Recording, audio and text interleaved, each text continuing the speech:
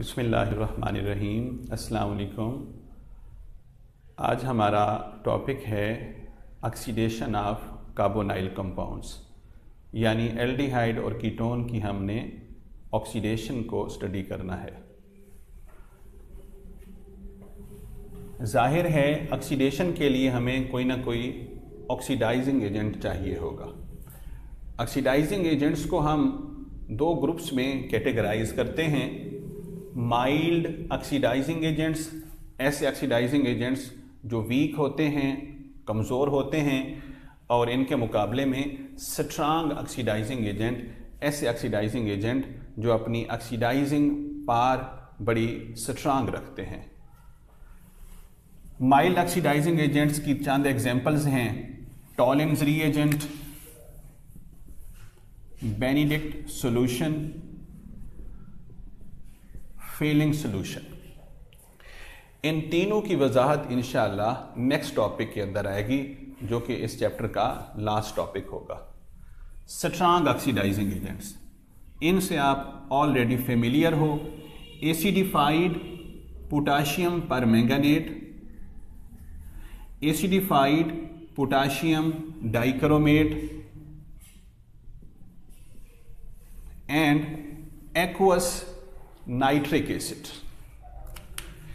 अब सब जानते हैं कि ये दोनों नेसेंट ऑक्सीजन लिबरेट करने की बेपनाह सलाहियत रखते हैं, जिनके रिएक्शंस आप में से अक्सर स्टूडेंट्स चैप्टर नंबर 4 और चैप्टर नंबर 6 इनऑर्गेनिक केमिस्ट्री में स्टडी कर चुके हैं कि ये किस तरीके से एटॉमिक ऑक्सीजन लिबरेट कराते हैं।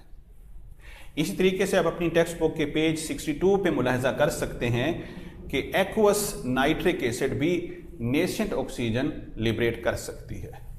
जब इसको पानी में हल करेंगे तो ये प्रोड्यूस करेगी वाटर, ब्राउन कलर के वेपर्स नाइट्रोजन डाइऑक्साइड और नेसेंट ऑक्सीजन, और यही नेसेंट ऑक्सीजन ऑक्सीडाइजिंग एबिलिटी रखती है। एल्डिहाइड और कीटोन्स अपनी ऑक्सीडाइजिंग एबिलिटी या ऑक्सीडाइज होने की जो इनकी सलाहियत है, ये एक दूसरे से थोड़ी सी मुख्तलिफ रखते हैं। मसलन जितने भी एल्डिहाइड्स हैं, इनकी ऑक्सीडेशन करना हो तो इनमें आप माइल्ड ऑक्सीडाइजिंग एजेंट्स में से कोई पुट कर सकते हैं। चूंकि इनकी ऑक्सीडेशन आसान है, कार्बन हाइड्रोजन बॉन्ड ये ऑक्सीडाइज होना होता है, यानी कार्बन और हाइड्रोजन के दरमियान जो बॉन्ड है ये यहां से ब्रेक करेगा, ऑक्सीजन इनके माबैन सैंडविच हो जाएगा। और ये बॉन्ड चूंकि वीक है, इसको तोड़ने के लिए वीक ऑक्सीडाइजिंग एजेंट ही काफ़ी है। आप स्ट्रांग ऑक्सीडाइजिंग एजेंट डालें तब यही काम हो जाएगा। यकीनन जिसको पिछाड़ने के लिए कमज़ोर पहलवान काफ़ी हो, तो उसको हराने के लिए ताकतवर पहलवान बदरजा एटम काफ़ी होगा। कोई माइल्ड ऑक्सीडाइजिंग एजेंट डालें, कोई स्ट्रांग ऑक्सीडाइजिंग एजेंट डालें, हमने ये ऑक्सीडाइजिंग एजेंट पुट किया जिसने ऑक्सीजन दी, ये बॉन्ड यहाँ से ब्रेक करेगा और कार्बन हाइड्रोजन के माबैन ऑक्सीजन आ जाएगा। ये हमें कार्बोक्सिलिक एसिड मिला। इसमें एक खूबी ये है कि जितने कार्बन पे मुश्तमिल एल्डिहाइड होगा, ऑक्सीडाइज होने के बाद हमें कार्बोक्सिलिक एसिड मिलेगा, उसमें भी कार्बन एटम्स की तादाद बरकरार रहती है, क्योंकि ना तो कार्बोनाइल कार्बन ना अल्काइल ग्रुप ये रिएक्ट करता है, ये अपनी जगह सलामत रहते हैं। जस्ट एक ऑक्सीजन, नेसेंट ऑक्सीजन कार्बन और हाइड्रोजन के माबैन अपनी जगह बना लेता है। इनके बरक्स अगर हम कीटोन्स की जानिब आए तो इनकी ऑक्सीडेशन तो सेम तरीके से होती है, मगर प्रोडक्ट्स में थोड़ा सा फ़र्क पड़ेगा। और ऑक्सीडेशन होने के लिए भी ऑक्सीडाइजिंग एजेंट्स का भी हमें फ़र्क मुलाहजा करना होगा। यहाँ पे कार्बोनाइल कार्बन के साथ जो अल्फ़ा कार्बन है, ये कार्बोनाइल कार्बन और अल्फ़ा कार्बन, इनके दरमियान जो बॉन्ड है ये ब्रेक होता है। अगर दोनों ग्रुप्स सेम हों तो ये ब्रेक हो जाए, ये ब्रेक हो जाए, प्रोडक्ट्स सेम बनेंगे।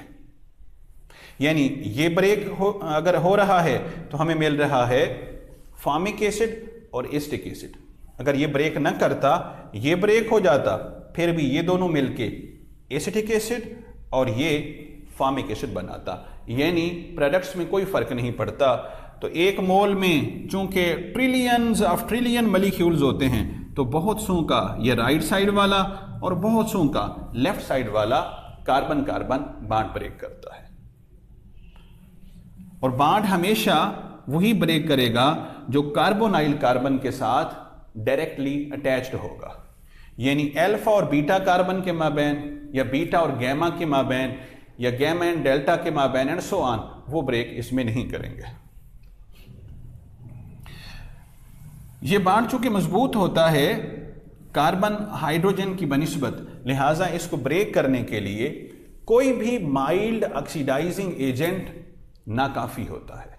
लिहाजा इस अमल के लिए हमें जरूर बिल जरूर किसी न किसी स्ट्रांग ऑक्सीडाइजिंग एजेंट का सहारा लेना होगा। पोटाशियम डाइक्रोमेट या पोटाशियम परमैंगनेट या एक्वस नाइट्रिक एसिड हम यहाँ पे पुट करेंगे और ये नेसेंट ऑक्सीजन देगा, ये इसको ब्रेक कर देगा। नतीजतन ये 2 कार्बन पे मुश्तमिल हमें मिल गया एसिटिक एसिड और 1 कार्बन पे मुश्तमिल हमें मिल गया फॉर्मिक एसिड।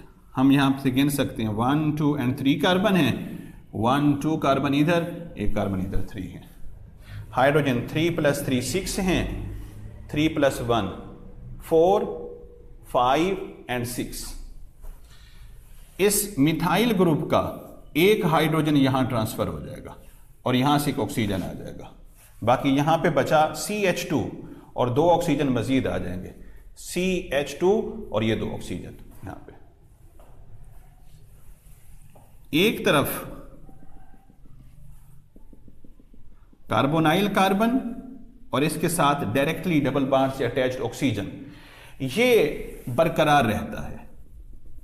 और इसके साथ जो अल्काइल ग्रुप होगा वो भी इंटैक्ट रहता है, सलामत रहता है।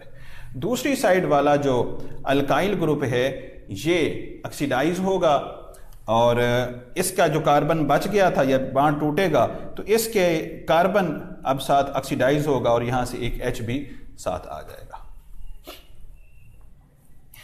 अगर ये दोनों ग्रुप्स सेम हों, यानी मिथाइल हों, इथाइल हों, प्रोपाइल हों, तो दोनों तरफ से ब्रेकेज का अमल हो सकता है और प्रोडक्ट्स जो हैं वो एक जैसे होंगे। एक जैसे कैसे होंगे इसकी वजाहत मैं कर चुका हूं।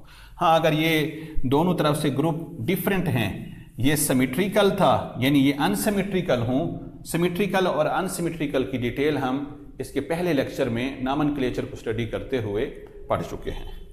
अनसिमेट्रिकल है तो फिर ऑक्सीडेशन कैसे होगी इसकी वजाहत साइंटिस्ट पॉप ऑफ ने की थी। पॉप ऑफ रूल के उन्वान से ये बात जानी जाती है। ये वर्ड अगरचे हमारी टेक्स्ट बुक में या हेल्पिंग बुक्स वगैरह में तो आपको नजर नहीं आएगा, लेकिन इसको याद रखना एक अच्छी बात है। ऐसा अल्फा कार्बन जो कार्बोनाइल कार्बन से कनेक्टेड हो और दूसरे अल्फा कार्बन की बनिस्बत हाइड्रोजन की तादाद कम रखता हो, ये तरजीही बुनियाद पर ऑक्सीडाइज होगा। The alpha carbon which is directly attached to the carbonyl carbon and has least number of the hydrogen is preferentially oxidized, preferably oxidized। तो इसको तरजीही बुनियाद पर ऑक्सीडाइज होना होगा। अब ये 2 कार्बन पे मुश्तमिल अल्काइल ग्रुप ऑक्सीडाइज होगा तो हमें मिलेगा एसिटिक एसिड, और इधर भी 2 कार्बन बचे हुए हैं तो यहां भी एसिटिक एसिड बनेगा। अगर सिमेट्रिकल कीटोन है तो हर सूरत में जो 2 प्रोडक्ट बनेंगे वो एक दूसरे से डिफरेंट होंगे। इसके बरअक्स अगर अनसिमेट्रिकल कीटोन है तो जो 2 प्रोडक्ट्स बनेंगे वो सेम भी हो सकते हैं।